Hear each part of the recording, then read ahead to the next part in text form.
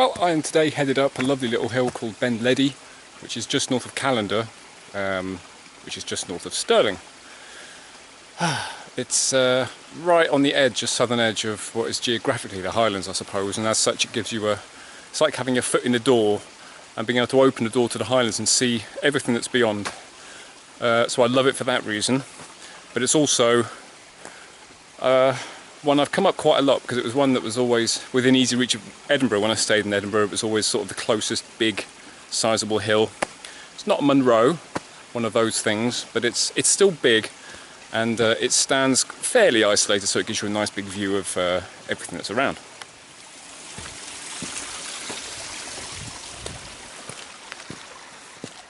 It's about 4 o'clock in the afternoon, which is quite an unusual time for me to go walking, but as always seems to be the case with this hill, I always up around about this time. It's always a late afternoon, early evening, or even in summer, a late evening hill for me. It's one that's easy to get up and down. It's quite steep, as this initial section has shown. It's quite a steep start, but it's a good path, and you can be up, well, if you're really energetic, you can be up in an hour, or I can, on a good day. So it's a quick up and down. And I'm doing this one today. I was in two minds. I was either going to do this or I was going to go cycling around Loch Katrine. But I opted for this because I've had a summer of cycling. Because in the summer I don't tend to go walking in the Highlands as much because of the insects and the heat and the humidity and the rain and the tourists and all that kind of thing. So busy. So as summer draws to a close and we're getting towards autumn again, I sort of start thinking it's time to get my hill legs back in gear, back accustomed to walking up hills in readiness for autumn and snow and winter. So that's my objective today, to get back into the swing of it, ready for winter.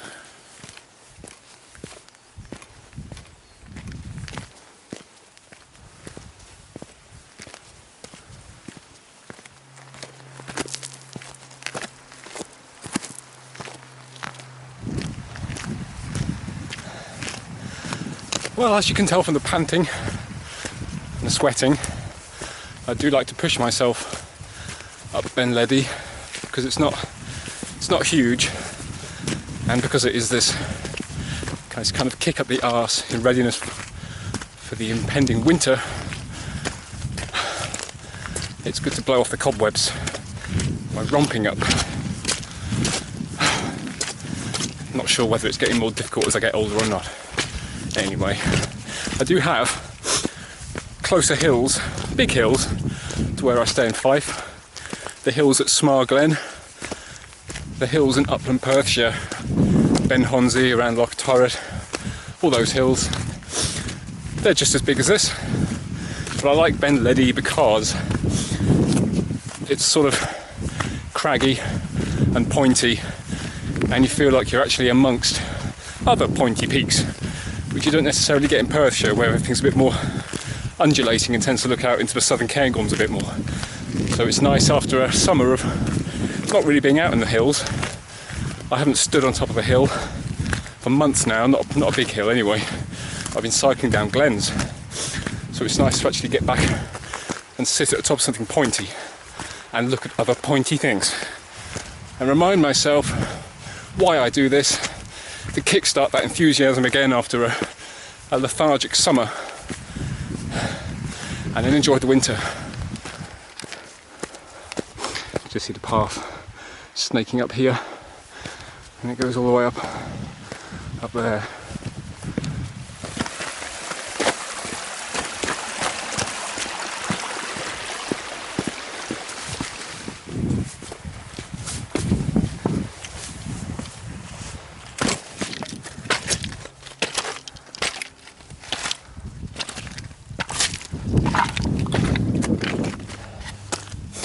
Perfect day for it. I've never actually been up Ledi when it's been sunny or raining. It's always this funny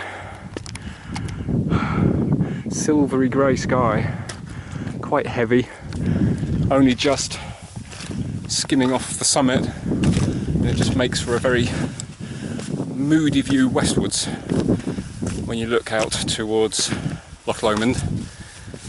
And Arica, it should just all look different shades of grey and silver and black. Very moody. Fingers crossed.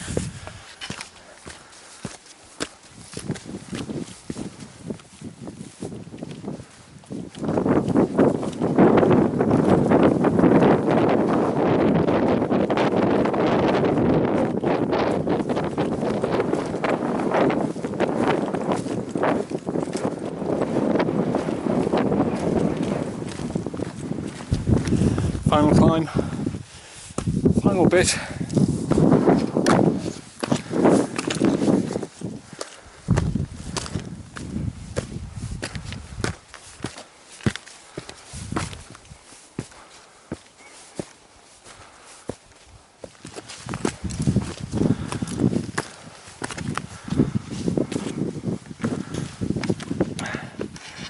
This isn't a summit proper. It's something you don't commonly see on Scottish hills. You don't, not like in Catholic countries where you see crosses on the top of almost every hill. This one's here for a good reason. Sergeant Harry Lorry, who was killed on duty with the Cullen Mountain Rescue Team in 1987 on Ben Moor on February 1st. So a winter rescue by all accounts, and Ben Moor is the big hill just over the rise here. But it's quite a poignant reminder of the risks that our mountain rescue teams take in going out in all weathers. They don't say, no, it's too horrid outside, I'm not going out today. They don't even think anything of it. They just have gear for all weathers, all occasions, and if they get the call, they just go. There's no doubts and no second thoughts. It's quite inspiring, really.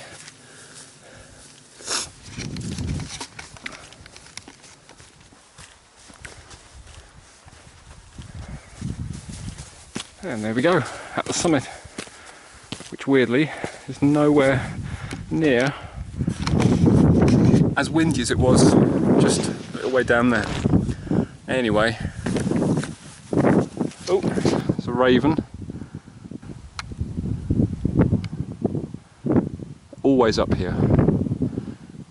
Hopefully one of them will give us a bit of aerial acrobatics later. And as promised, we also have a very moody, silvery sky looking out over the Trossachs. The Loch Katrine is sort of way over here. Just the sight of it there.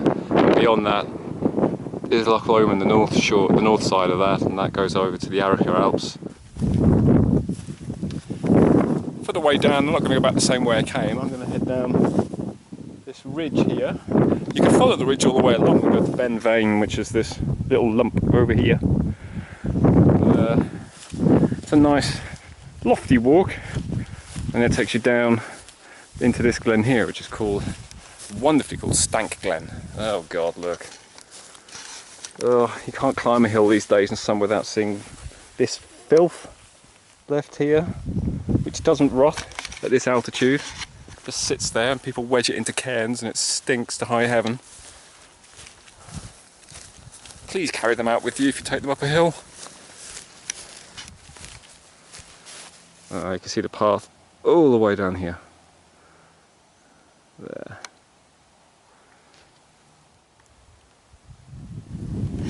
Let's not forget the view the other way. Like I say, because Ben Ledi sits, it sort of straddles the lowlands and highlands geographically, geologically too, I suppose. You do get, yes, you get all the bumpiness over here, but looking the other way, you get most of the central lowlands laid out before you. So over here we have Callander nestled down here. There it is, that's the town. Way out here, that's Dumayet, that's in the Ochils, way out towards Stirling. And looking out all the way over here, over Castle Stirling to the Campsie Fells, which is this outline on the horizon.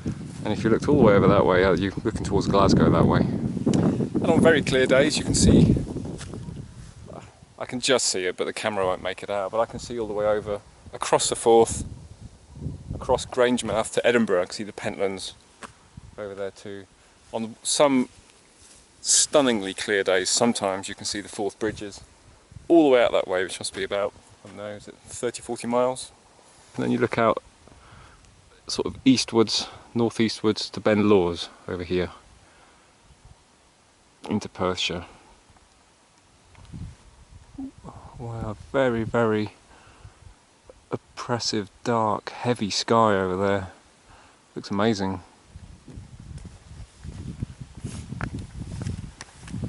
Well, it wouldn't be a hill walk without cake, so I'm going to have a sit, cup of tea, and then head down.